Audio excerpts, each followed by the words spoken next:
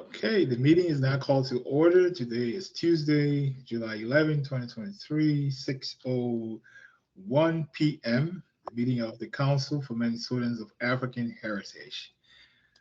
Well, let me welcome all of you to this meeting. And we will start off by having a roll call. See my staff.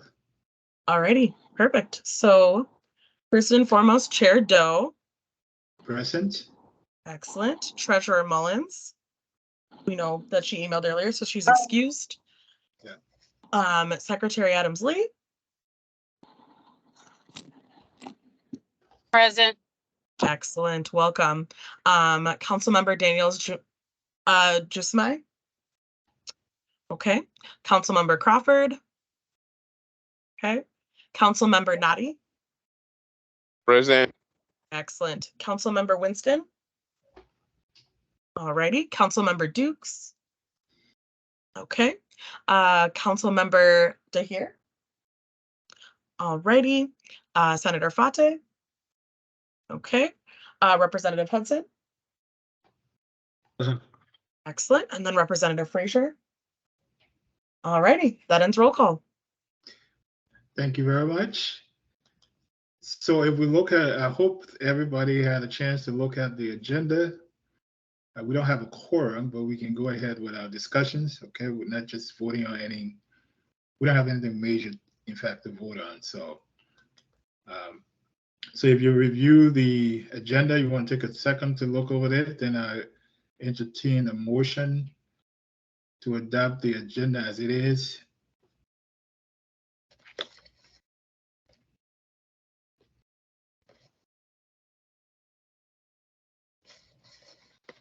Oh, can I get a motion then?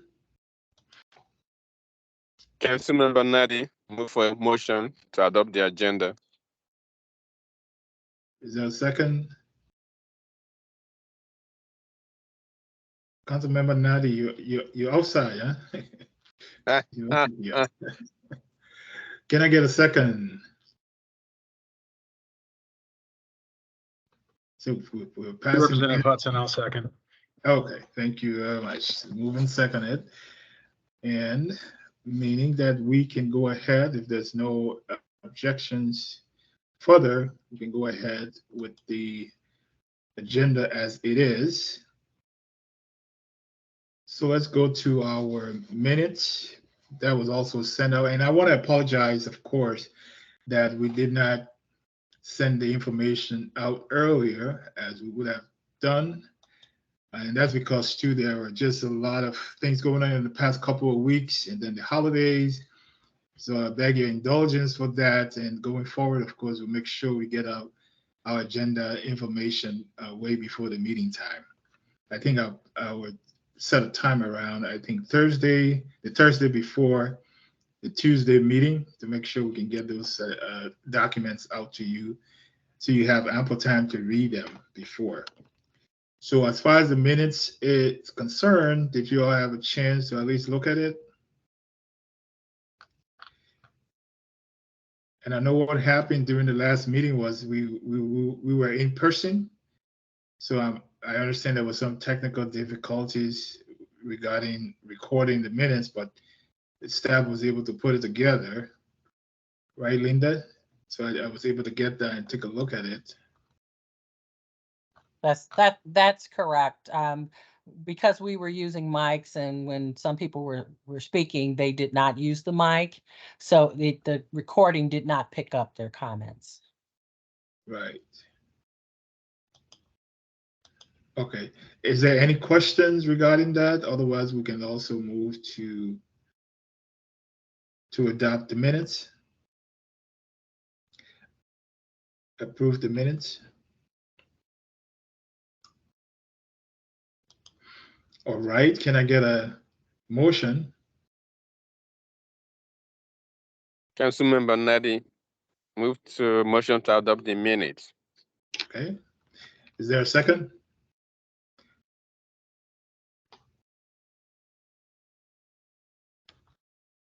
Representative Hudson will second. Thank you. To be moving seconded to adopt to approve the minutes as it is. Any discussions? Okay, hearing none, I think we can go ahead. The minutes is approved as it is. So the next thing here, we just move further with our financial report. I think Ash, you are Yep. going to be it, right? Okay. Let me see here.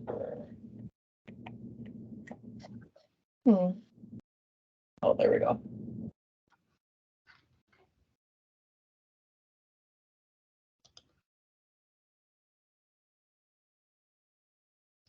Alrighty, is everybody able to see clearly the financial report? Yes, I can see that. Excellent. Alrighty. So, what we're viewing here today is the financial report that was pulled on July 3rd, 2023. So that was 3 days after the soft close of the fiscal year. You are seeing that we have an unobligated balance of $62,435.93. This had not yet taken into account the fact that we had secured we had secured Odyssey funding status. We were able to set aside $60,000 of our budget into this fund to, as we had discussed earlier, be able to pay for a consultant for our website and also the repository for all information related to African heritage folks across the state. And also too, there are a couple of other major transactions related to the Juneteenth Jubilee, because we still had to pay out some of our contractors, even though the event was canceled. And then also some supplies that we had purchased that are not present yet, but you will be seeing that next month. So you do see some negative balances that we weren't able to correct in time. Just because you see a negative balance in the unobligated section, that indicates that there isn't money in that specific line item, but we did in fact have enough money within our budget, as you can see, to be able to pay for those expenditures. So at this point, we've got about 4 more days until all of our expenditures are going to be sent in and ready to go. And that's something that I'm working on closely with Linda. And then we'll be able to provide a further analysis of the budget next month.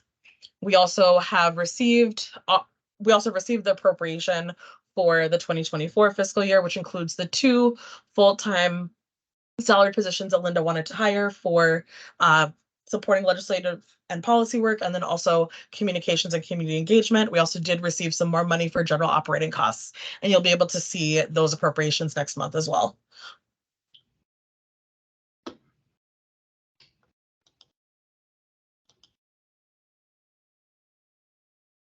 Executive Director Sloan, did you have anything else that you would like to add? No, only that we do have until mid-August to close out all the invoices. So the August meeting might not accurately reflect all that has been spent, but it will be pretty close. And we will let you know. Ash and Councilmember Mullins will let you know regarding the budget. Right. Thank you. Any questions? It still looks like a big chunk of money in there, but that's going to disappear, right? Indeed. Some Right. will, for sure, but we did have, as I mentioned to you, less expenses, and we'll get into that at the next meeting. Okay, sounds good. All right, what questions do you have? We don't usually vote. Again, we don't have a quorum anyway, but we don't vote on the financials. Chair, this is Yes. Carl Crawford. Hopefully we have a quorum now.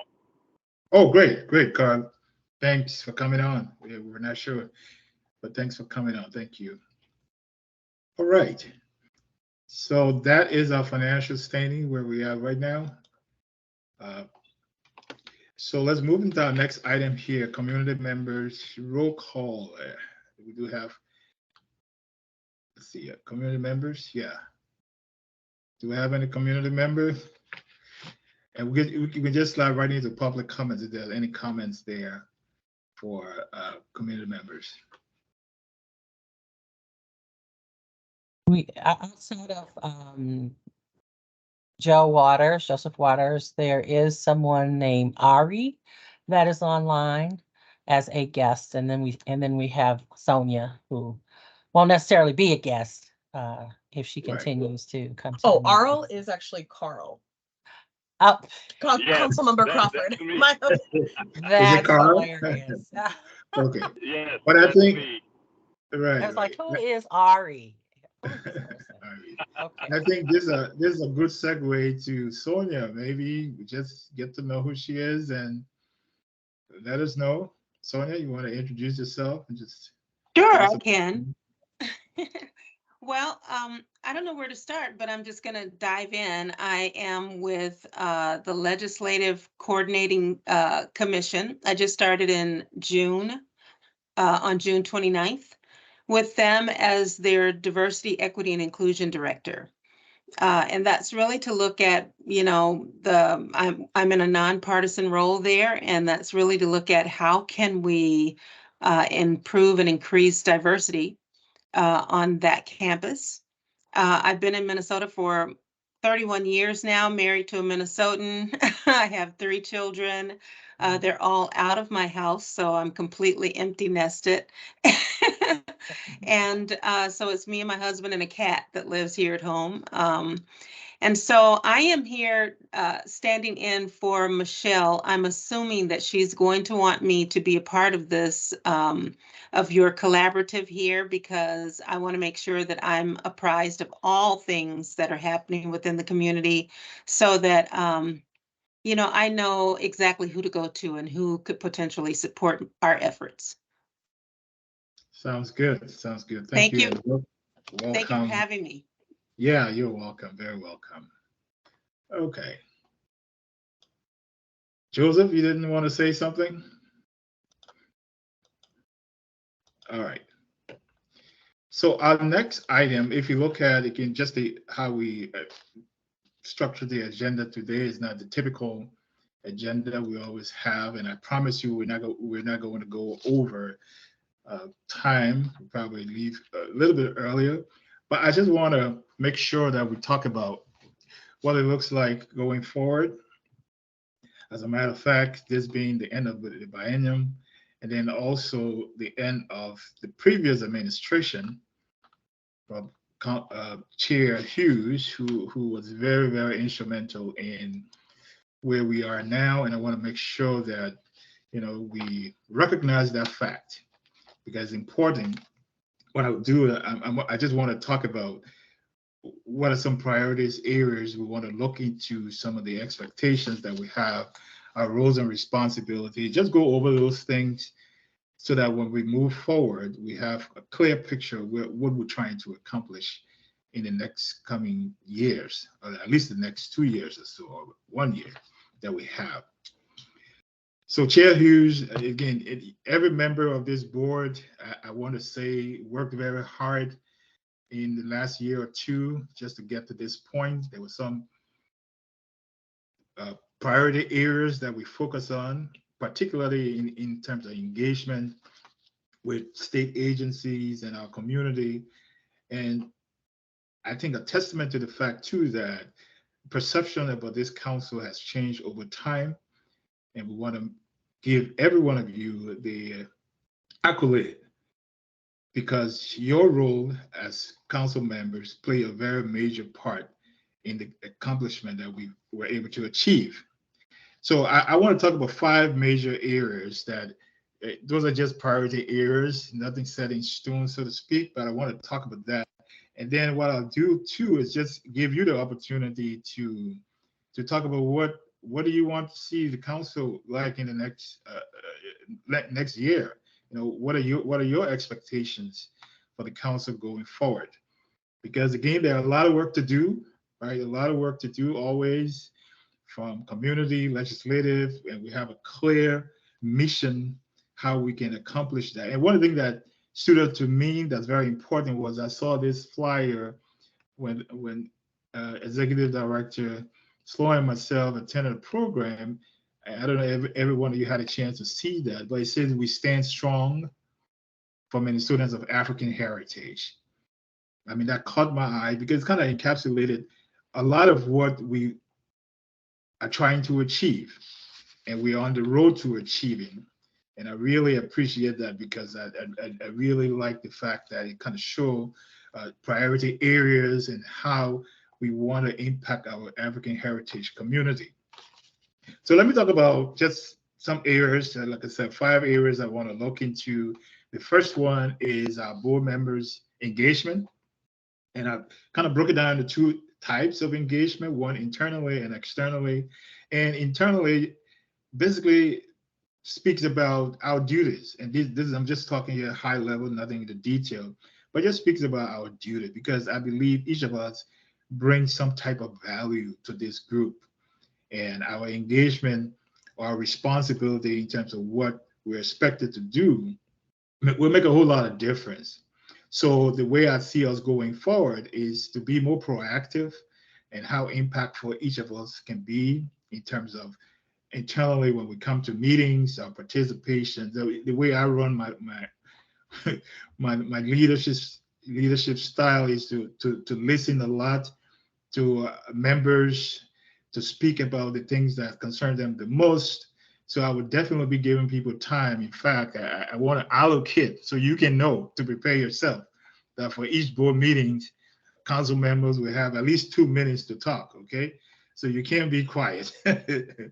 You can't be quiet. 2 minutes to talk, whatever it is that is important for you in terms of your relationship in the community or just with the council. But I want to make sure we have that time to kind of have that kind of discussion.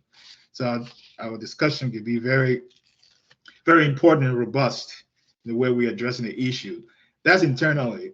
And then externally, of course, we represent our communities. So we have a responsibility to be a listening ear or engagement that we do in our communities that we can come back and report to some of the areas that we see or some of the questions or concerns from our community that we can bring back to the council to have a discussion about the things that are important and fall within our mandate as a council.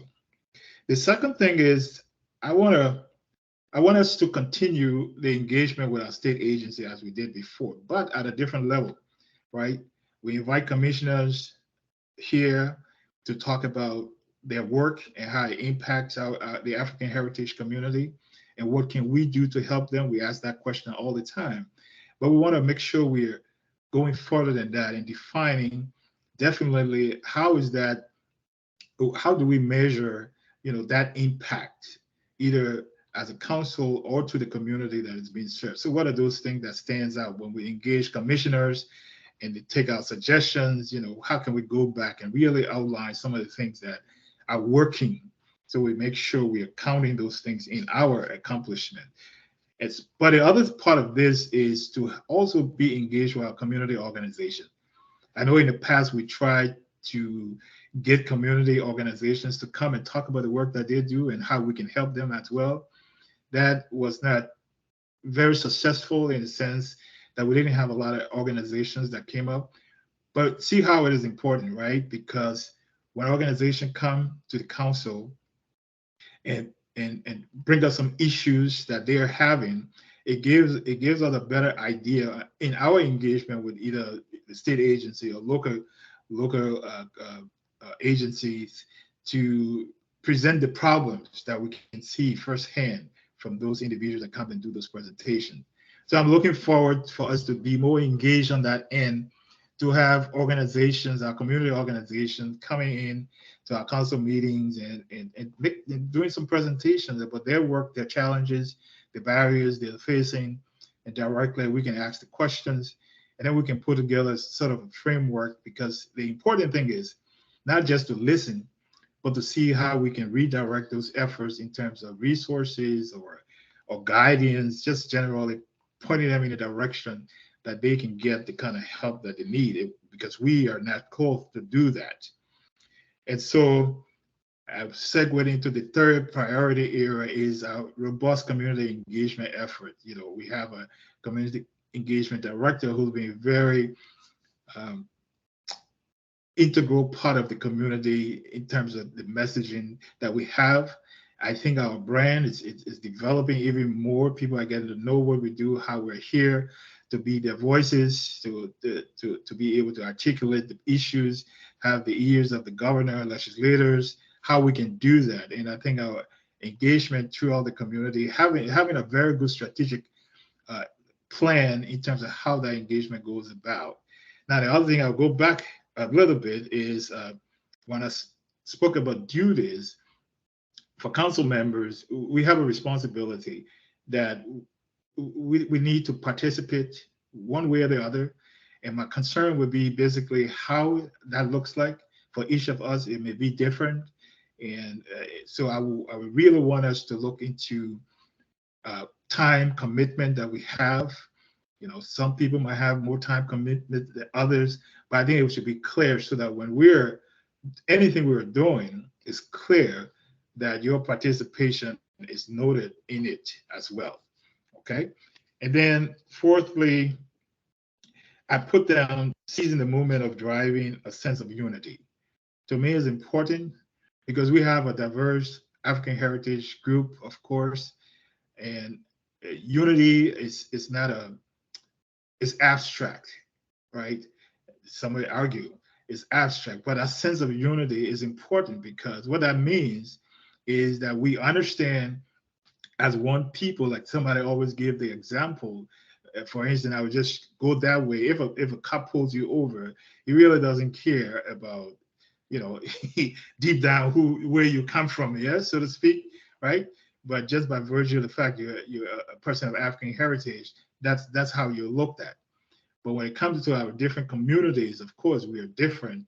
And I think it'd be important for us to be able to find a way where we have a sense of unity, whether it's just discussions or whether it's just interactions or what we're having programs or whatever we're having. You know, we can define the nitty gritty of what that looks like. But I think it's important for us to continue to engage that. And that also has been part of our strategic plan that we talked about, one of the 4 points that we have listed there.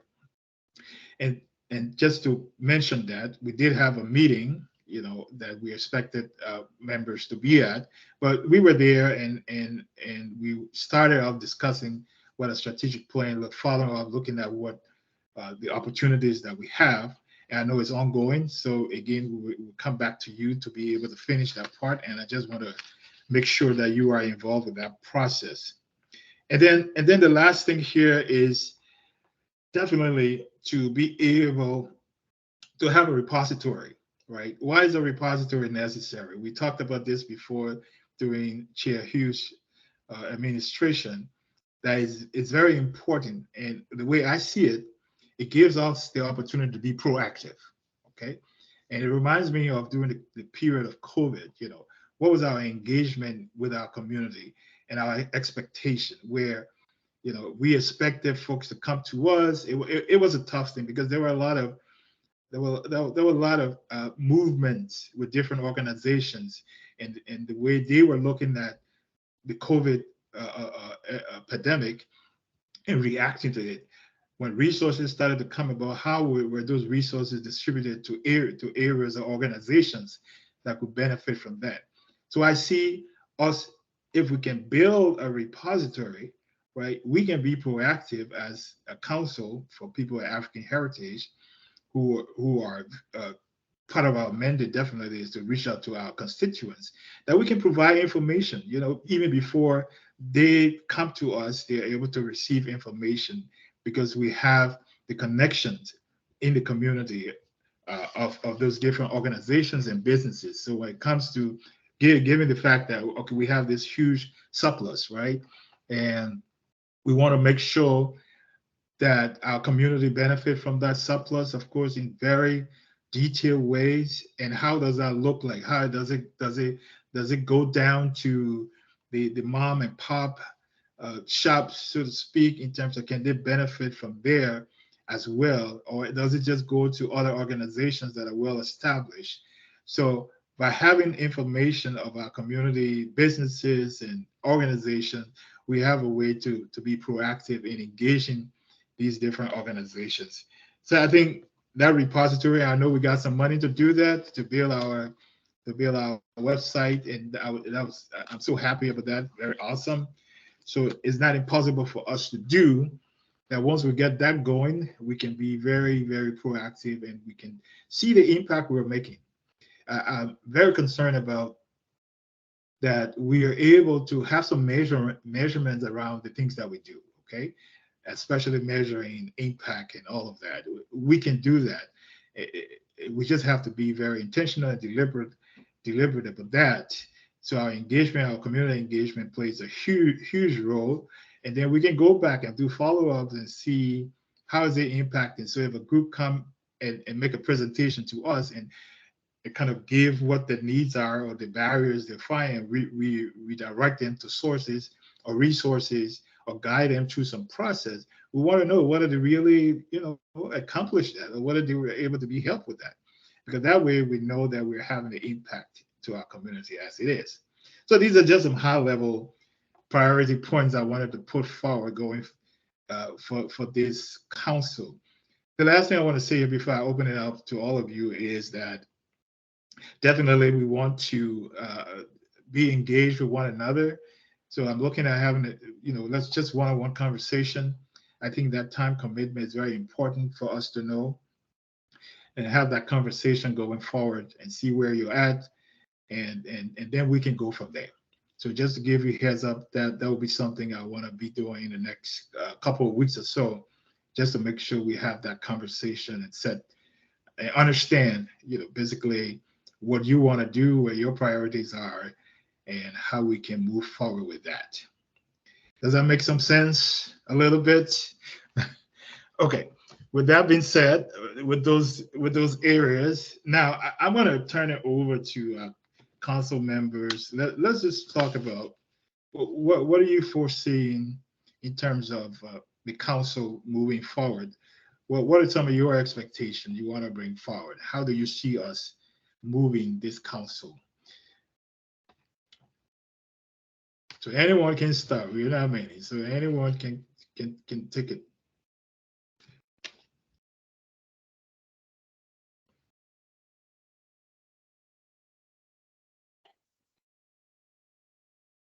Chair, this is Councilor Crawford. I thank you for those words of encouragement and to help us continue to move forward with this work. Two areas see us be advocate for is home ownership, healthcare, and I'll pause there. Okay, yeah, that is very much part of the work that we definitely want to look into. Healthcare, home ownership, definitely. So we could talk about, of course, more on that. But thank you, Carl, Board Member Carl. Thank you very much for that. Any other member?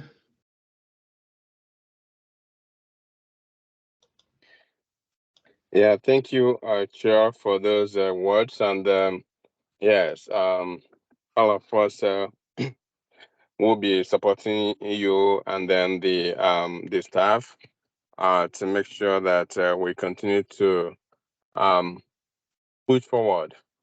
So for me, in addition to those elaborate things that we'll be focusing on, I would also like us to look at the local government. That's part of part of our work. I know that it's very clear that we advise the governor and the legislature at that very high level, and we do, which is pretty important. However, at the grassroots, at local government, a lot happened there, and we should be able to connect with them, because that's where our people are. And I'm glad that ED was able to get additional funding to hire more staff. I would encourage ED to really, as you create the job description, or if as you tweak it, to really put some effort on at local government, because at the end of the day, when everything is done from the legislature, from other areas, they all go down, in most cases, down to the cities and counties for execution.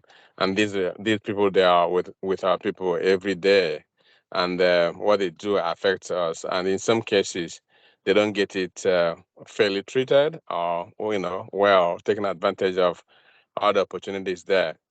So I also add, as Carl said, home ownership. The state is spending over $1 billion on on housing, which is unprecedented. So it's very important, especially looking at our home ownership is very low. I think we're the lowest of any category in the state. So it's very important that even those who don't own home, they at least they can have a place to live and enjoy life. So some of these areas, especially I will always emphasize on the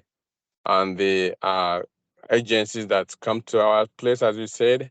So beyond for them to come, as the former chair was able to initiate that, so getting feedback, follow up and having a clear channel of communication with them so that after talking with us, the follow up and even what they are doing to connect more with our people. So that's something that we need to add, that fiber to the relationship we have with them, because that's very important. The feedback is so important to ensure that what they're telling us or what they are doing, that our people are connected and we know more about that. And lastly, economic development, that's my area. And I know that place is very important because economic power trumps every other power.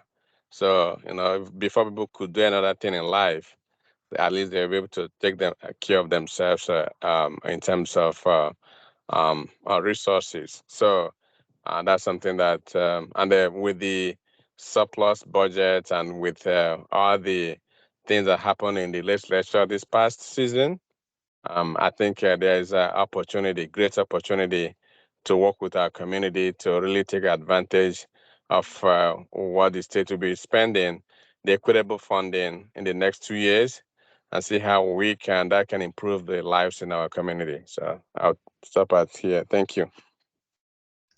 Thank you so much, Board Member Jude. Those are very, very, very important points, and see where we can go there and definitely maximize the efforts that we're making in those areas. But thank you so much for articulating those different points. So we have Council Member, Board Member Lee, and then we'll have Representative Hudson kind of cap it out. Any thoughts?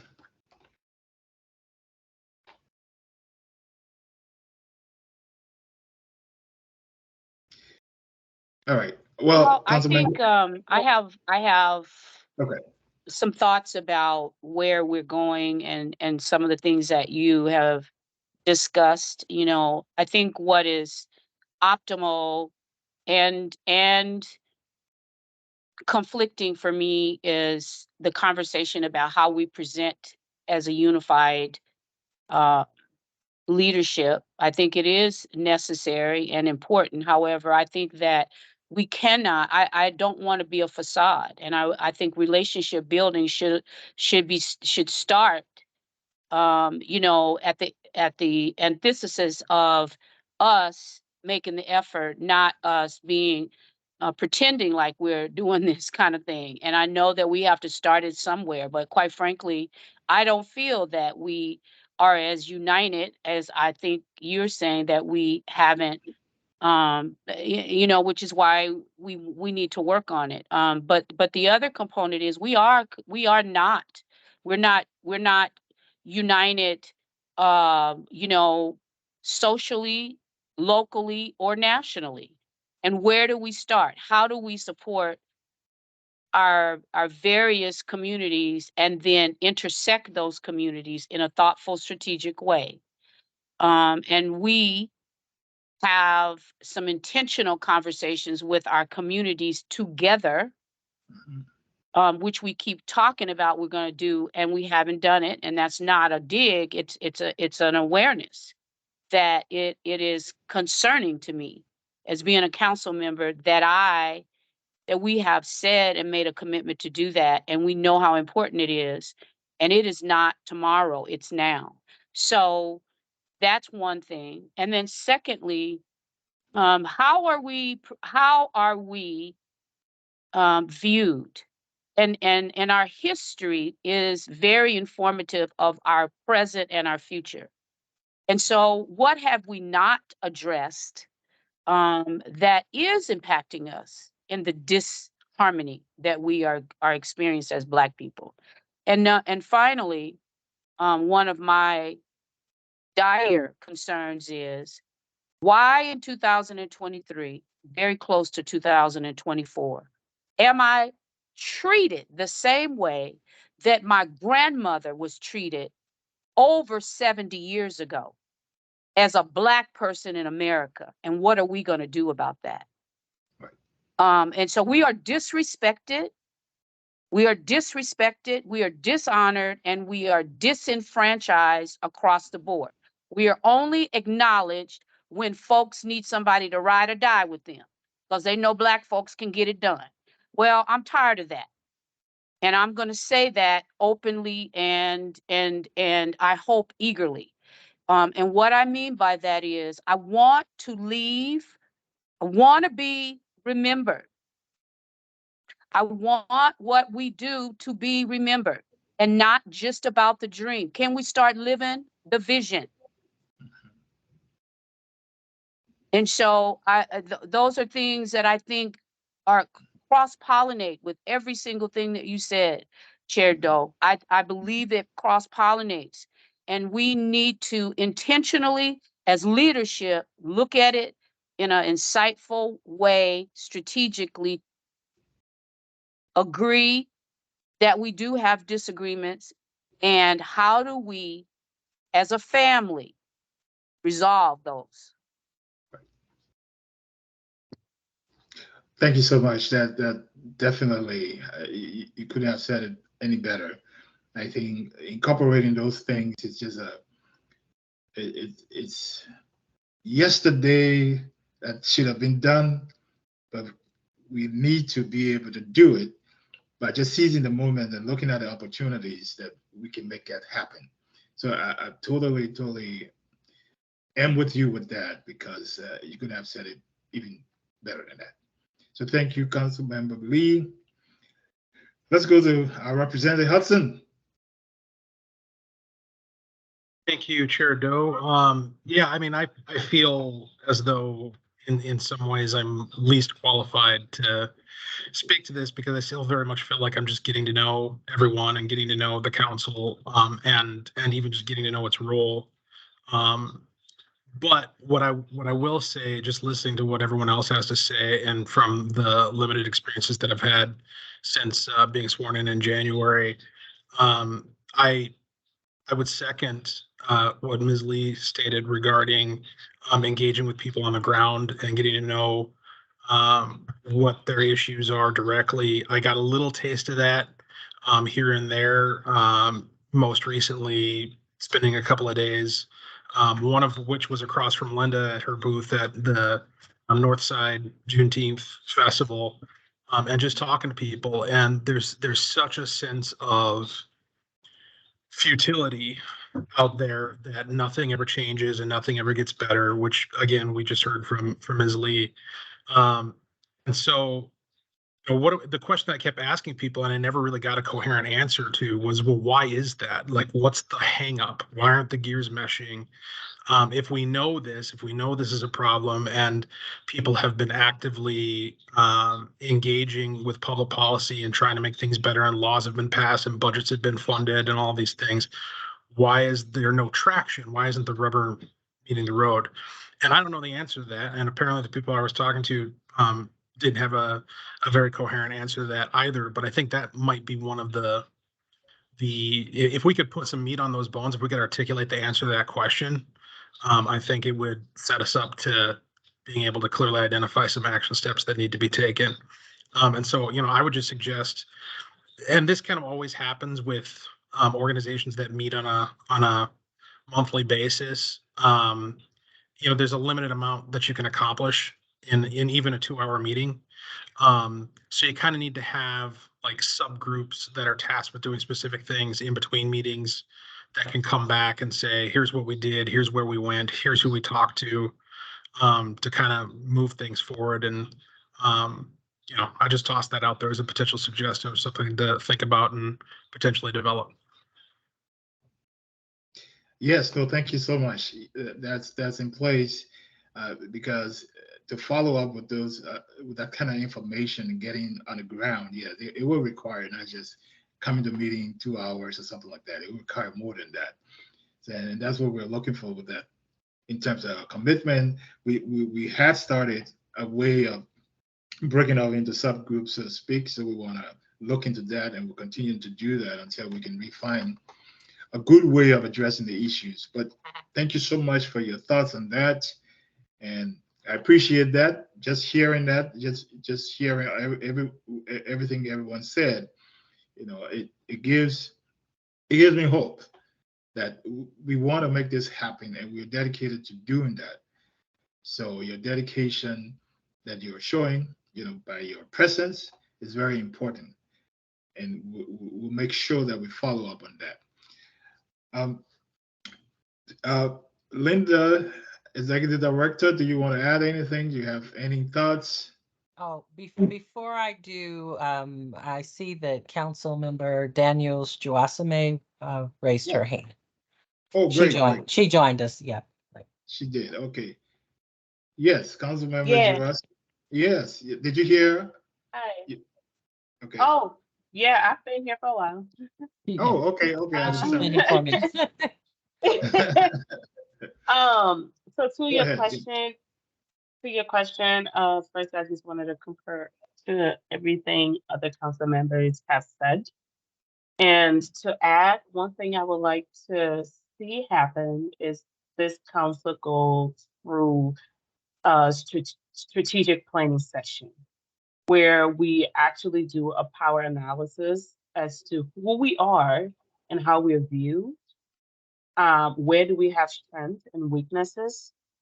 Because we do want to do great work, we're doing great work, but we're still far behind as far as our community being familiar with us and who we are and the work we do and how we represent them at the Capitol.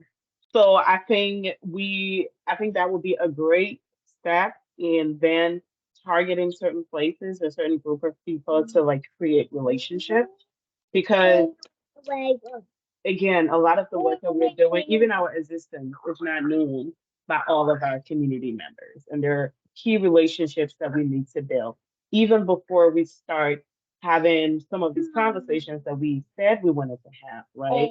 Like us coming together and having this conversation between the African immigrant and the African American. I remember we did, and Black Americans. I remember we did talk about having conversations to harness our power. I think we first need to assess who we are and how people view us and where we need to build key relationships that we don't have at this moment. Okay, thank you for that. Thank you for that. And just by way of information, definitely as far as strategically getting together, we started that a couple of weeks ago. So this Karen, uh, who's facilitating, we're going to do a follow-up. So just to let you know, so that we put in place those plans through a strategic session to be able to implement the things that we're saying we will do. So I encourage you when that comes up for the follow-up, that we all be engaged with that, and be a part of it, because your voice is, again, like I said, you all come with certain values. We are different, but being here with your voices, it makes a whole lot of difference. So we will encourage all of us to just be engaged and participate and make this happen, what we want to do. Thank you very much. Linda, I'll go to you if you have any comments or. No, I think you love your priorities, and of course I would love to see the board get more engaged and just understand the work and get closer to the work and then the community. everyone who's on the board was actually selected and put into a slot. So whether you're West African, representative or East African representative. So we do need to hear from the community. Flockamy cannot do it by herself, and we need to hear from you. We're stronger together, more voices, more ground we can cover. And just as an FYI, NECA has started looking into how we're viewed. So in order to really look at marketing, positioning, and creating ads, they had to do some of that work, and Flockamy can probably talk about that a little later during her report. But this is encouraging. One thing I want to throw out, and Theo, you can speak about this a little later too, is the African American Family Preservation Act is another thing that I just want to bring up as being on the table as a strong consideration. But we have work to do, but I'm excited about it. And I'm excited about the fact that we'll have 2 people in the African immigrant community, and that's where it starts, having representation there. So then we can bring our African American representation, African immigrant representation together, and then they can help us strategize and figure out, okay, how do we bring the communities together? What's going on in each community? So that we are immersed in both areas. So I'm excited about the potential here and looking forward to next year and being under your leadership, Chair Joe. I'm looking forward to that as well. Sounds good. Sounds good. Thank you so much. So this was just intended to just voice out some of the priorities each of us have that we can look into, fine tune that, and look at the details and put some plans in place. Definitely. So a lot of work to do, and I want to encourage all of us. Let's do it. We can do it, and we can look back and see that at least we've accomplished what we set up to do. Yeah, Nikki, Karen, we started talking about, in fact, including branding. That's part of the conversation. So they're really, really good in terms of helping us develop the priorities to make it okay in terms of how we put it out there for the people of African heritage, how they perceive us, what people think of us. So I'll leave it at that. And again, we'll compile that information, and at least our next meeting, we'll be able to come back and look at some details in what we are planning to do. So with that, I'll jump straight to the next item on our agenda. Is there any questions? What questions you have that pops up before I move forward? Okay, hearing none. The next thing here is Committee on Communications Protocol. We did talk about that in the past, and there was an attempt to have a meeting. That meeting did not happen. So we still want to go ahead and forge ahead and do that. And what this is all about is just basically a protocol in terms of how do we communicate with our constituents or just the greater community. What are some of the things that, what are some of the issues that arises that we need to actually put our voices to, and how is that protocol? How does it run? So I don't want to go ahead with that. I just want to make sure that we know that this is going to happen. And I look to Flockamy as she organize that meeting, that we can have the committee, and maybe she can speak to it when it comes to that. But I want to just make that point that it's important we have a protocol when it comes to communication, because things have happened in the past, and how we address it will definitely determine how people also perceive us in a community. So it's important for us to do that. I just want to make that point on our communication. So Flockamy, you can speak to that when you're giving your report. And so let's move on into, before staff reporting, into our new business. So the only item there we have is open position, and I just want to walk us through what's happening. So the end of Chair Hughes' administration as it came in June. In June, it ended, and so there's a new administration. So we had an election, and moving forward, so my position as vice chair became open. It is open now. And I want to throw this out there to all of you council members, so to speak. If you have any interest, because this is not the election year for vice chair, so I'm looking at appointing a vice chair who can fill in that gap until we get to elections at the end of the year, next year, until we get to that point. So if you have any interest, I just want to throw it out there. Let me know, give me a call, and let's talk about it. And let's see, I prefer people volunteering than me just picking you out and say, hey, you do this. Because number one, when you volunteer, it shows that you're interested, right? You want to make it happen. So I look forward for that to happen. Don't be shy. You can call me. It's okay. And let's talk about it. And then we move far from there. We don't have any other open position at this point in time, but we want to make sure we have our executive team in place so that we can have these discussions before the full council meeting that comes up. Okay. What questions do you have regarding that? And I'm just going to put some timeline to it. So let's give it in the next couple of weeks. Just reach out. Let's talk about it, because by next meeting, we want to be able to present a vice chair for the full council to just approve, and then we'll move forward from there. Any questions? Okay. Let's move on to our staff reports.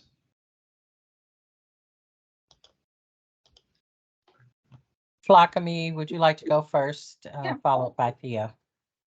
Yep. It's great to see everyone's faces. It's been a while. I apologize for the glare, but it is what it is. So I think we'll just start with Juneteenth. I just want to thank everyone for their efforts into putting the event together. Unfortunately, as many of you know, we had to cancel due to the air quality. It was obviously something that we were disappointed in, but the safety of our community is something that is a priority for us. However, we did still have the press conference, which was really successful. And we received a lot of feedback from a lot of folks who were going to attend, agencies and other community members, that this is something that they're really excited for and look forward to what we're planning for next year.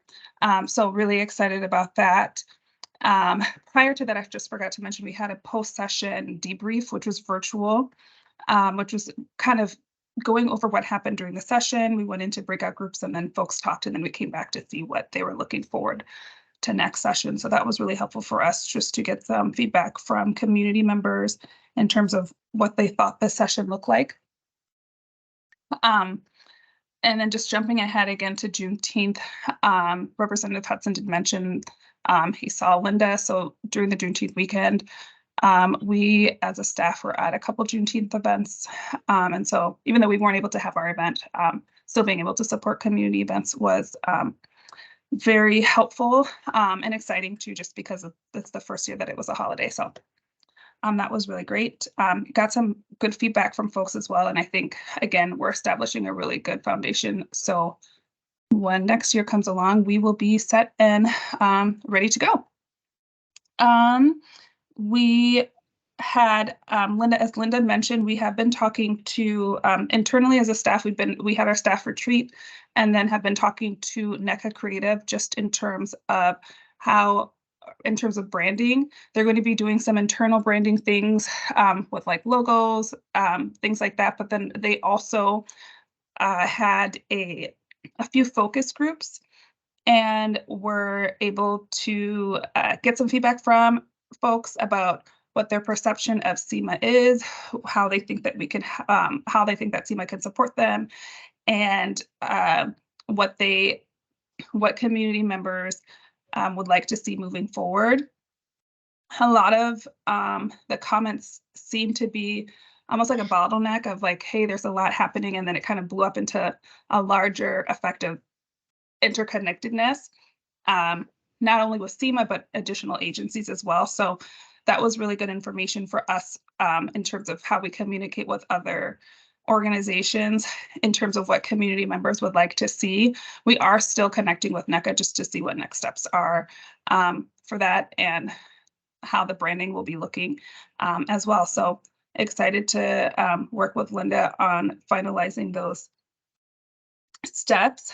In addition to that, we were able to do, we're ready to kind of move forward with talking about making sure that we're solidified as a team, not just with the CMAH staff, but with board members too, about communications in terms of how when we communicate, what that process, and then what that process looks like between staff and then the roles that staff have, but then the board members as well.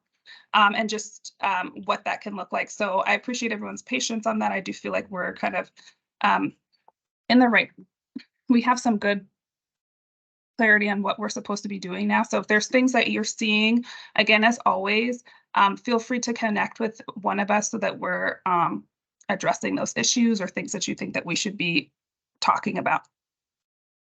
And then last is we, as we're continuing to just plan for the rest of the year, again, feel free to, not the rest of the year, but then also the next session, feel free again to connect with myself or anybody else within the team for suggestions that you may have for us moving forward.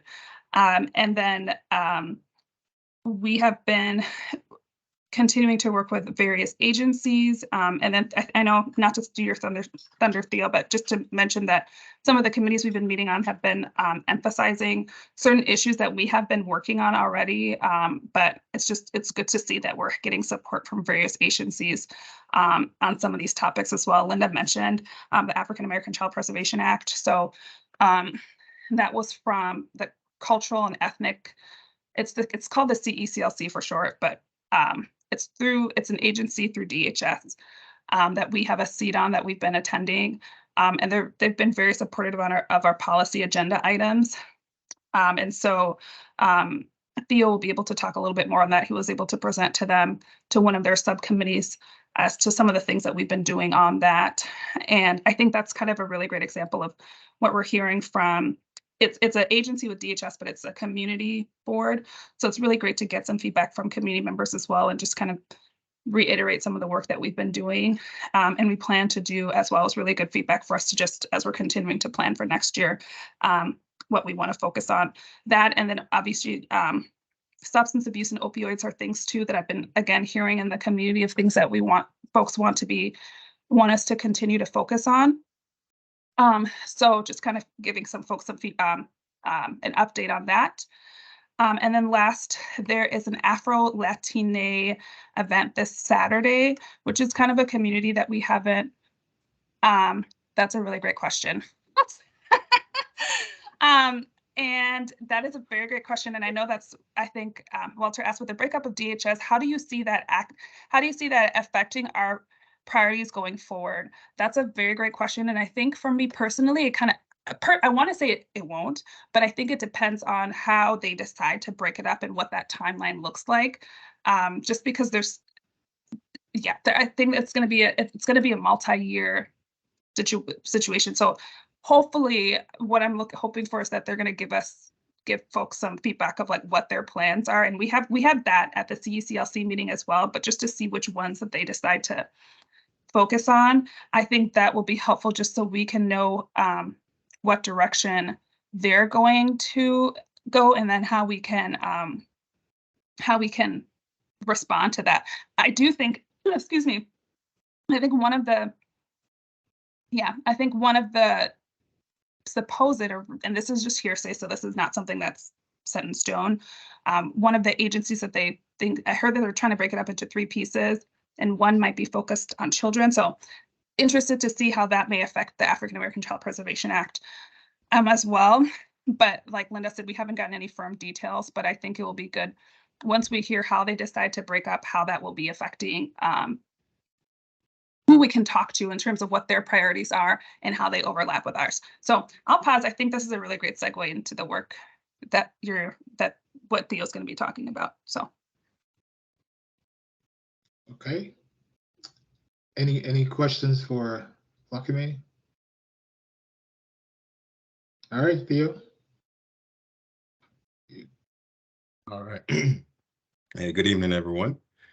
Yeah, my update, I think, will be, I'll try to make it brief. Regarding the question from Councilmember Hudson, I think that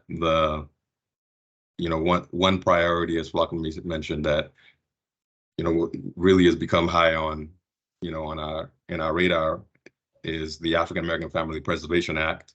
And this bill, for council members who might not be familiar, this bill has been, I'm not sure how many years, but it's at least since 2016. 8. Actually, I'm sorry. Say it 8 again. years. 8 years, right? 8 Right. years. Thank you, Councilman. And SEMA has been, a key stakeholder, a key supporter, in terms of community partnership and policy partnership around the bill since the beginning. The main objective of the bill is to, let me say how I would put it officially here. I mean, it's really to state that the purpose of, if the purpose of child welfare, this is how I say it to community members, if the purpose of child welfare is to protect the best interest of the child, then Minnesota Child Welfare Services must stop the arbitrary removal of African American children from African American families. And we have the data that shows that claim of arbitrary removal, the disparity between the removal of white kids versus Black kids, and when we account for the various variables. So specifically, that active efforts to preserve Black families or to reunify Black families must be part of the legal duty of responsible child welfare services in Minnesota. That's the key objective of that bill in terms of the language of the bill as it stands right now, as it was introduced in the House and the Senate this year. And Theo, may I yes, ask a question before, as you're going? Can yes, I ask please. a question there? Yes, please. I think there's that's part of keeping African American children, African children together with their families. But we're talking about the key part of that is kinship, extended family, not excusing and eradicating children and putting them and preferring, quite frankly, white families to extended family. And so one of the things that Jeff Hayden, when we talked about this and put this bill together and we were talking about drafting it, one of the things that we that made it easier, quite frankly, is to say, we want the African American Preservation Bill to be our ICWA, our Indian Child Welfare. It's the same thing. We want to govern, we want to make decisions about, for our children, and as a sovereign, quite frankly, a sovereign people, a sovereign nation. That's what they do with ICWA. We want the same considerations and allowances that the ICWA get. ICWA law, federal law, and state law provides Native American children. Right on. And thank you so much, Council Member, for that. I mean, and to go off of that point, there were, for the last several years, there's been, court judicial contestation of the ICWA bill federally. And in June, the Supreme Court ruled that, there was, questioning of the constitutionality of the bill, and in terms of racial preference, quote unquote, that being a key challenge to that bill. And the Supreme Court ruled that the bill was constitutional, and part of the reasons behind that judgment was that legal matter that legal trope there of sovereignty, right? Right, and so I think that is, as we look, the outlook for research and advocacy around African American family preservation in 2023 here and moving on to 2024. I think that matter of how we advocate and how we really message around what you just said about, sovereign rights, because, the legal status of Black folk in the United States is distinct from tribal sovereignty, right? Just in terms of the actual the legalese of it, right? But in terms of constitutional principles, I think that there is an argument to be made, excuse me, that to defend what you just said regarding citizenship and human rights and the rights of our community members, their rights to equal protection under the law. So I think that there's a lot there, and so that that has been a key priority for our council, and we certainly want to really organize and centralize and really figure out some tactics and some stakeholder engagements, educational engagements for building support for that bill this fall and into 2024. So that's a key issue. Yes, sir. Before you go on, where is it at now? Where's this stuff at right now, the bill? Yes, right now the bill was, so as it stands, I mean, we operate as biennium in terms of our legislative sessions, right? So the first year of by biennium I mean that it's 2 years, right? So it's 2023 and 2024. So the bill was introduced in January of this year. It didn't get any sort of movement through the process this session. So the objective high level right now would be to, whether it be to reintroduce if community stakeholders and supporters want to recraft the language, there's opportunity for that, right? But as it stands, there's a bill right now, and it would be to have that bill taken up by the House and Senate committees. For instance, I believe in the House, Children and Families, and in the Senate, Human Services, etc., to really take up the bill and push it forward. And we go through that process. I believe Representative Hudson could even speak more to this than I can. Okay. Yeah, I'll be happy to do that. I'm discovering here for the first time that this bill exists, so that's good to know. And it's funny because I played some role in getting the Indian Family Preservation Act unanimously passed in the House, and one of the pieces of feedback I got was, well, why don't we do this for African American families? And I didn't know that was even a thing. So it's good to hear that there is movement in that effort. I would suggest that who's the author? Do we know who the author is? It's Representative Agbaje in the House and Senator Champion in the Senate. Yeah. So yeah, I would suggest that we kind of get ahead of any sort of inter-party conflict on this, and try to negate concerns before they're raised in public forums like a committee hearing.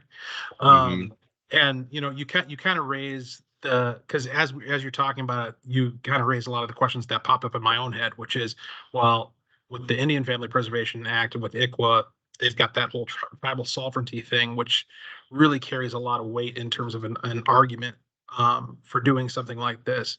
And how do you translate that to a community that doesn't have that official separate national status?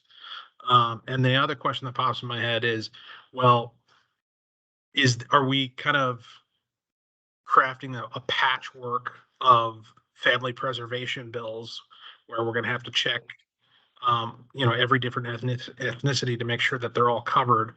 Or is there an opportunity here to craft something that serves people more broadly, and therefore can attract broader support while still acknowledging that there's a particular issue, particular problems that are specific to the African American community? So those are just some random thoughts, and I would love to be part of some conversations with the authors to kind of flesh those out and get ahead of them, so that, if assuming that this comes up next year, there could be somebody in the Republican caucus who can answer the questions that members will no doubt have.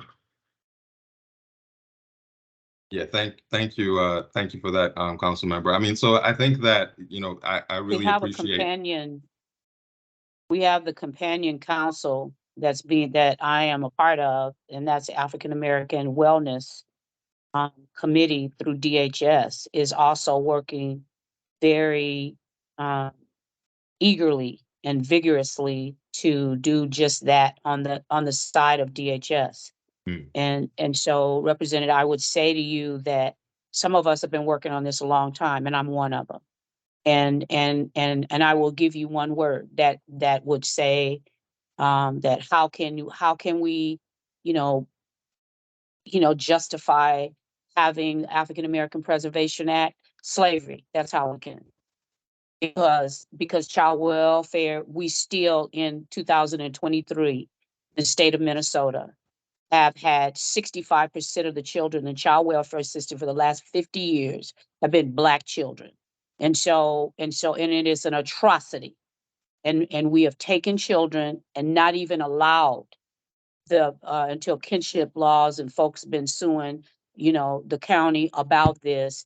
And so, there are well, vetted and loving family members that their children, their grandchildren, their nieces, their nephews, etc., were never even considered. And given to other folks, foster parents, to raise their children, to be raised with. We have, as a mental health provider, I see on my caseload, I will tell you, and I'm a part of the minority health. I'm part of the mental health, the African American behavioral health. In all of these areas, we have the highest African American, Black children, African children have the highest rate of suicide related to identity. Not knowing, being Black, and being raised with other families, and they struggle with that. So, sir, we have an epidemic, and we need to rein it in. And then another component that really killed the bill is being a person who was a part of the child welfare system, and working on this. We have people who are misinformed, ill-informed, who are in our skin, but they ain't our kin, that have spoken against this bill, saying that it would harm the children more to be placed within kinship and families. And we still have kids taken, as Theo said, are taken from our communities and not placed with within their own families, whether it is through a agreed upon family agreement or through kinship, and have those folks licensed as foster parents. They're not even considered. Yeah, no, thank you for that, Councilmember Lee. I think, I mean, I think that, those are really key points. And one thing that that I would want all of us to consider as a council here is that there are, I mean, as you just laid out, and that we're very familiar with, that there are very unique, challenges that face the Black community, that face Black children, right? Black Minnesota children, or children of African heritage, and the data is there regarding those challenges, and it should be imperative on our public system, the statewide system, to really address those. And to the extent that there are other challenges within the child welfare system that also need to be addressed, then those also need to be addressed. But this specific bill is, in terms of the, its particulars, it's trying to really address some of those unique challenges, or at least take the step to articulate, that the duty of the state should be in the best interest of the Black child, and to then provide. I mean, one thing that we need to even push further is to provide the necessary support for extended family members who really want to do right by the kid. So I mean, I think those are the conversations that we need to have, and definitely it'll be really good, to your point, Representative Hudson, to get strong bipartisan support on this bill. Right. Good. I think Theo and Chair, if there's an opportunity for us in one of our upcoming meetings to take a deeper dive in what is in that document, Right. Because what's also under attack is the way us as Black folks raise our children. They laugh in the movies, and it's not a laughing matter when DHS gets involved. So I think for us to have a deeper dive of what's really in that document, so we're better informed on how we can support those efforts, will be important use of our time during one of our meetings. Thank you. Welcome back. Yeah, thank you for that, Carl. Yes. I wanted to ask the question. So what are the pathways to be able to address that? And I think it might call for us to really do a deeper dive into what needs to be done from our end, so to speak. Go ahead, Theo. No, I appreciate that, and I could chat more with the chair and with Linda and our team about planning for that. I think that would be really great to have some the council to have a council council-wide focus on this particular bill, because the opportunity is there for a lot of reasons, for its movement next year, and as the council member implicated, for even bipartisan support on it. The other, I mean, and I think my own session is taking a lot of time. I think that the other thing that I'll just flag is that the Supreme Court ruled against affirmative action in the college admissions processes at Harvard College and University of Carolina. A very difficult decision, to put it diplomatically. So in terms of in my own work, we as a council, we're joining and partnering with the other state ethnic councils and developing a response, to a policy response to that overturning of affirmative action, and so that's the other key area of work that I've been really paying a lot of attention to.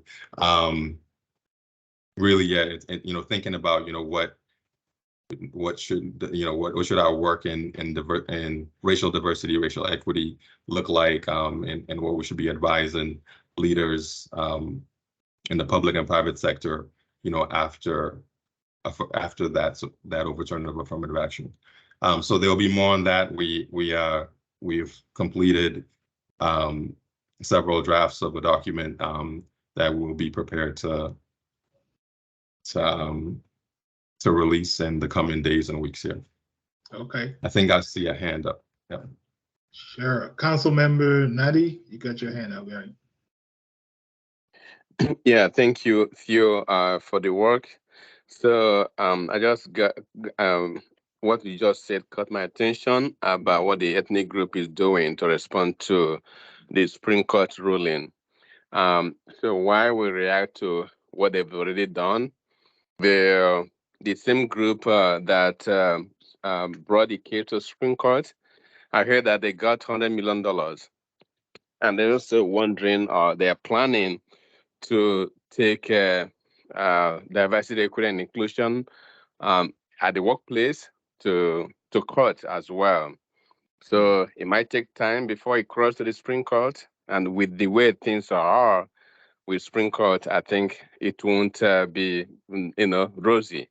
So as you guys talk about this current situation, I think it's necessary also to talk about such other actions that those guys, some other people might be, doing, knowing the makeup of the Supreme Court that, is going to mostly to the what they think and what is very injurious to our people.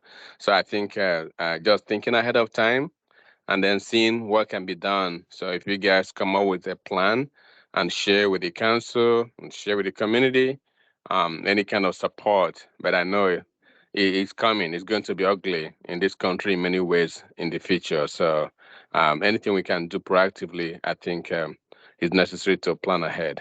Thank you for the work. No, thank you for that, Council Vendor. So the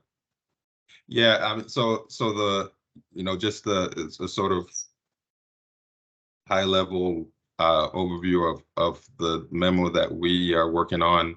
It really is trying to look at the implications of the decision, and one of those being that you have continued diminution of our tools for racial equity and diversity, and our sort of national tool. Okay, Theo looks It like might be me or he's Frozen, frozen. He's Theo. frozen. He's I just frozen. wanted to add, Okay. oh, go ahead, sorry. No. Go ahead, Flocka. Just a quick note just to emphasize something for the African American Family Preservation Act. Some things that we already know, just to emphasize that was, historical context and cultural preservation are things that people are kind of the impetus for this. So I'm excited to see what type of conversations we have as a team with that, with the feedback that we're having from stakeholders. So, but hopefully Theo gets back so he can finish a sentence. Okay, I guess great. I don't understand what you just said. I don't, can you expound I on was that a just- little more? Yeah, I was re-emphasizing, one of the questions was, is this something that we can expand to other ethnic groups or ethnicities? And I think one of the things that the impetus for this was the historical context of what's happening to Black children, but African American children, and wanting to make sure that cultural preservation is something that is one of the reasons that we're having this, to specifically focus on Black people. So I hope that's helpful. I'm sorry. Can you guys hear me? I'll close off my. We can hear you now, Theo. I'm Theo. sorry. I don't know what you yeah. heard the last time. I didn't realize I was frozen until I heard the chair say, "Hey, Theo was gonna." Yeah, I will. I will. Internally, we will have a discussion about the affirmative action response, and then really come up with some planning around that to discuss with the broader council. But thank you, Councilmember Jude, for those points, because those are the things that for sure we are thinking about in terms of what this, what the overturning forebodes. Right. Okay, let's move on to Linda. Okay, and thank you, Councilmember Nadi, for that as well. And it just so happens that I just joined the Workforce Development, Governor's Workforce Development Committee, and now I am going to be the Racial Equity Chair. And I think as part of that group, we need to have that type of discussion, because I do also see that as somewhat of a potential foreshadowing of things to come. So we do need to take a look at that. So thanks for bringing that up. And since you mentioned it, when we have conversations, I'll tap into you as well for that. For the ED report, as you've heard, staff retreat, we had a staff retreat, we had a board retreat. So worked with DeYoung on getting prepared for that, and of course attended and participated in that. Partnered with NECA Creative on what the strategy should be for the marketing, and then connected with them just in terms of how to move forward. Been working heavily with Ash, and they could probably talk about a little bit after I'm done about what we've been doing in the budget area. We again had a display table at the NAACP Gala in June. And just a reminder, we do these things again for visibility, to connect with community, to chat with them about the organization, and then also to find out where are their pain points, what are the issues that they feel that we should be bringing forward. So we had a few dollars, so we did a display table. So thank you, Councilmember Doe and Councilmember Nadi, for coming out to that. It makes a difference when they see not just staff, but they see council members who are giving up their time on a weekend. It makes a difference. Juneteenth, worked heavily on that, partnered with the team, and I just want to say thank you to the team. The vote came in late, near the end of the session. It was signed into law. The Juneteenth holiday law was at the end of the session, and so it came in it came across our desk late that, hey, we should recognize the fact that this was signed into law. This was a monumental event. And so we put that thing together, I'd say, in 3 weeks, which is phenomenal. Those types of events, I used to be an event planner, normally 6 months to a year. It takes a lot of time, and we had, 50 vendors. I mean, it was a full-blown festival that we had planned. And so to be able to do that, and then on the day of, as Flakami mentioned, to have to cancel that and all of the things that had to be done, it was just insane. So I want to give a shout out to the team, especially to Ash, who a lot of those things fell on as the administrator, and then Flakami on the marketing pieces. So thank you, and thanks for putting up with me, because I did push him on this one. I'm like, hey, we got to get this done. We're partnering with the president of the Senate. This is monumental, as I stated. We need to be here. We need to show people what's going on and who we are as CMAH, but this is important to us. So spent a lot of work on that. Working with HR, just trying to look at job descriptions and figuring out, okay, what does the structure of our staff look like with the addition of the 2 people? And so just working on some of those things, and then just my other committee meetings. So that's kind of it. Still working on that Hay review of the executive director's position. So like I said, more just administrative things and just trying to get our ducks in a row so that we can move forward in strength for this year. So. Good. Thank you, Linda. Yeah, and I don't know if Ash has anything that they might want to say, but Ash has been breaking, these last few weeks. So Okay. Yes, I do have a couple of things that I'd like to say. Thanks, Executive Director Sloan. So most of my work in mid to late June, early July had been focused in part on end of year bookkeeping. So that's making sure that we're getting last invoices from purchases that we'd made, encumbrances and purchase orders set up and ready to go. Making sure we've got our contracts like finalized and set. And if there had been any edits that needed to be done, we got those done. Supported with the Juneteenth Jubilee from an operations perspective, and engaging with some of our vendors, and to echo team members' points. Deeply unfortunate that we weren't able to put that event together. That being said, it was great to be able to engage former like vendors and stakeholders, bring in some newer vendors and stakeholders, and the safety of our African heritage community is of the utmost importance. Definitely continued council support. Please make sure to get your DMs in. That's my for DMs in. That's my one reminder. My goal this year is to return to the process that Shakira, my predecessor, had set before she transitioned out, which is to send out per DMs after each meeting. So just getting those done. At this point, we're still like at this point from July into August, I'm still continuing end of year bookkeeping, but also focusing on office reorganization and procurement, and reviewing any of our internal and external systems to prepare for the fall when we're still ramping up community engagement, leading into the 2024 legislative session. Two other things that I would like to solicit from you all as staff and as council members.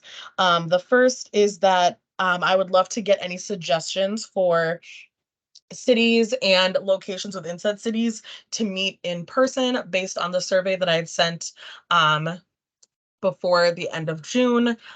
We are looking to have 4 meetings in person, and we'd like to meet the African heritage community where they are at, as opposed to bringing them to St. Paul all the time. So please reach out to me via email or via phone with any suggestions that you have.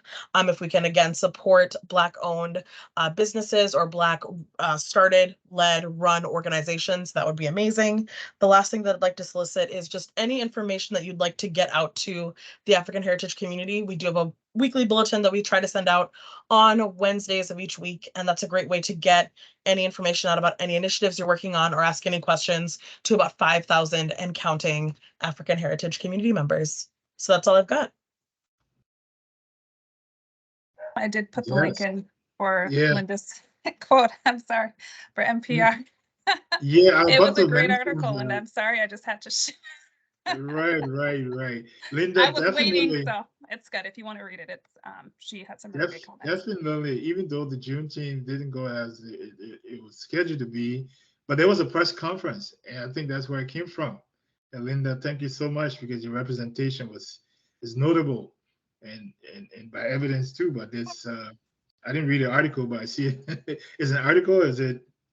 Yeah, okay. Yeah, it's an I'll read. article. I linked the article with NPR. So Yep. yeah. And thank you, Chair Doe, for showing up to the press conference. I was able to introduce him to the governor and some of the legislators, and it makes a difference, because now they're, when they can see faces and recognize that they're connected to the council. So they know Jude, they know Carl, Councilmember Nadi, Councilmember Crawford, but I want them to know all of you.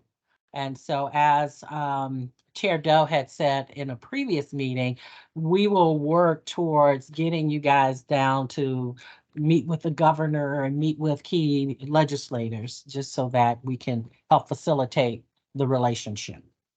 Right. Okay, thank you very much. Appreciate that. What questions do you have, Council Member? Any other questions that comes up that you have? I think we did very good with timing here. So any announcements, anything happening that we need to know, to be aware of, or participate in, or? Just again, the event this Saturday, it's at the Minnesota Institute of Art. I'll link it.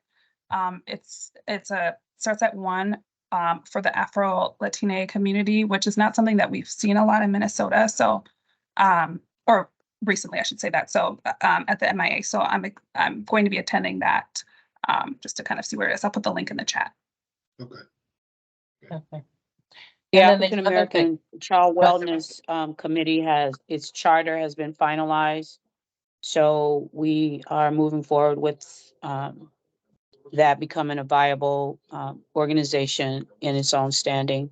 And it will be working alongside the African American Preservation Act to get that moved forward and to reshape some things as Councilperson Jude noted, in the language is geared towards DHS's role. Conversely, as the language is written, with African American Preservation Act. So those two are companions or first cousins, if you will, working in the government agency as well as the act legislatively. Great, great, great. Any So other? this is Carl? this is Carl. In the past, we were really active with kind of the get out the vote message. With a new group now that's eligible to vote, are we able to partner or collaborate to get formerly incarcerated people out to the polls to vote?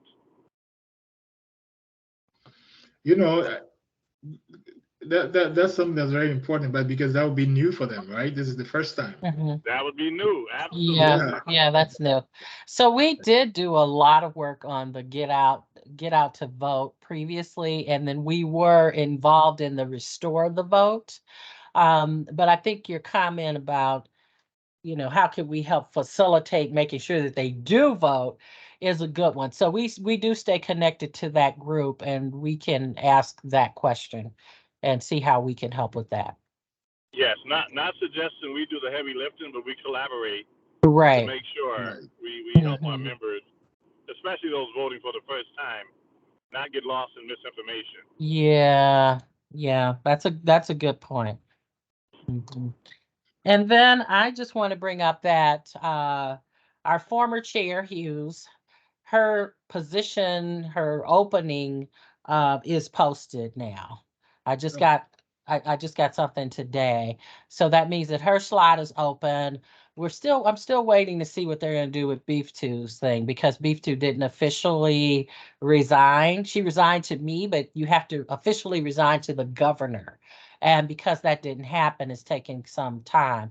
But for sure, Narita's position should be posted. I got the information, and encourage your friends to apply for the council.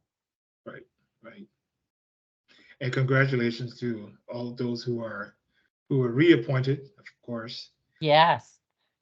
Yep. Everybody who was up got reassigned. So Right. I'm excited about that as well. Sounds good. All right. Any other questions or announcements? We are the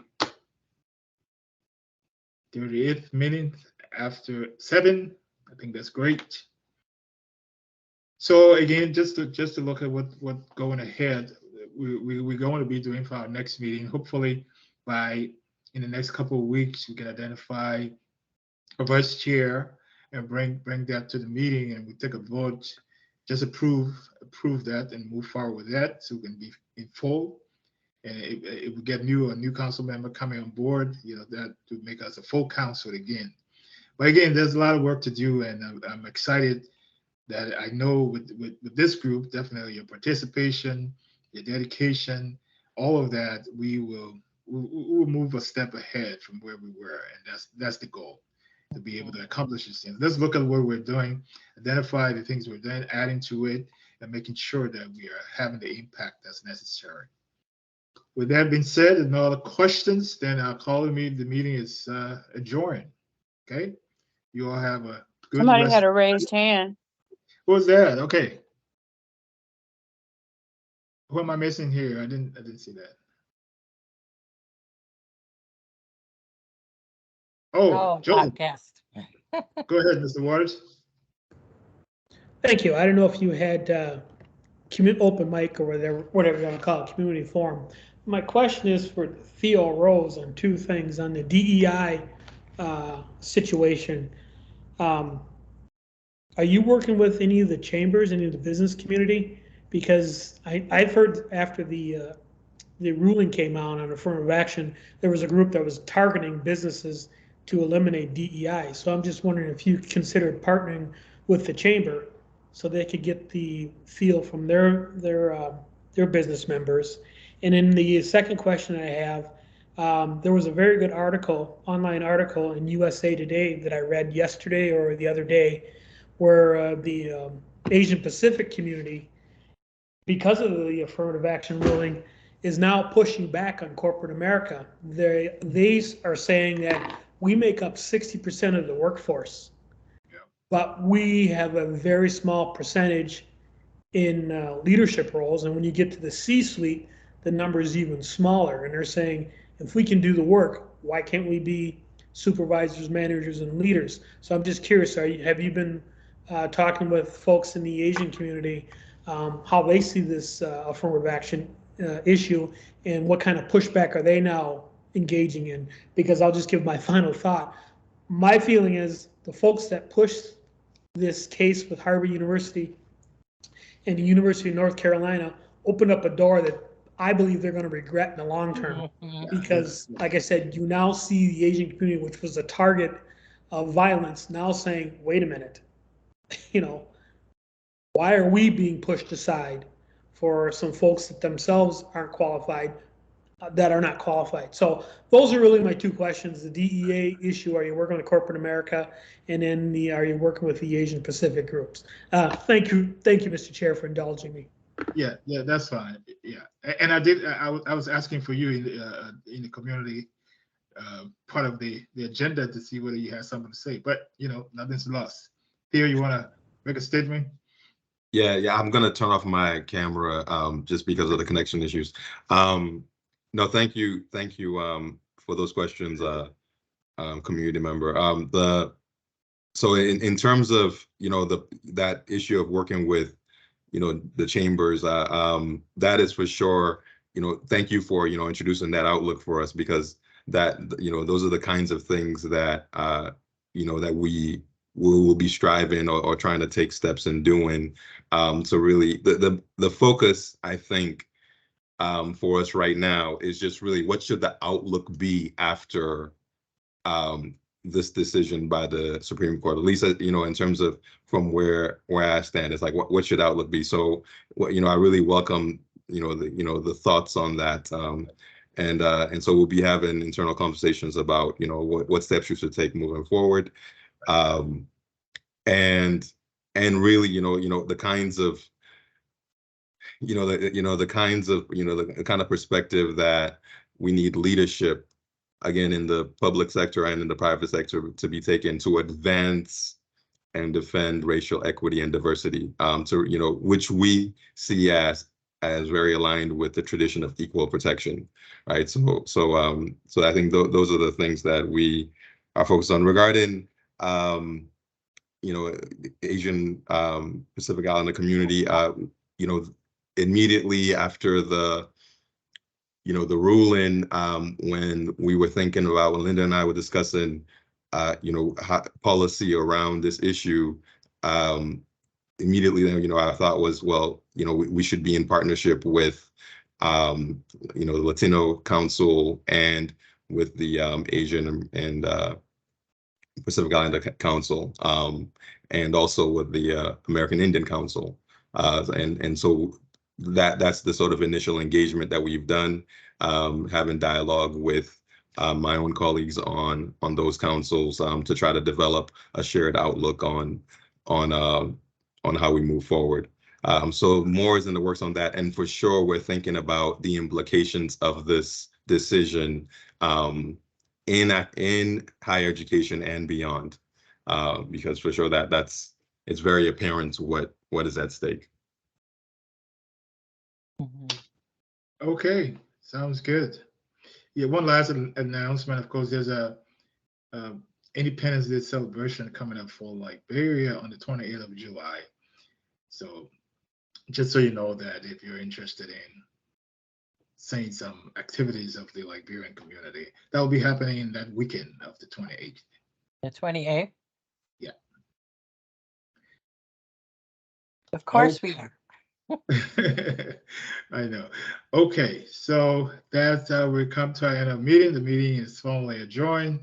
Wishing you all, rest of the night, and have a good time. Okay. Thank you. Thank you. Have a good night. Thank you. Thank you all. Stay well. All right. You too. Bye-bye. Bye.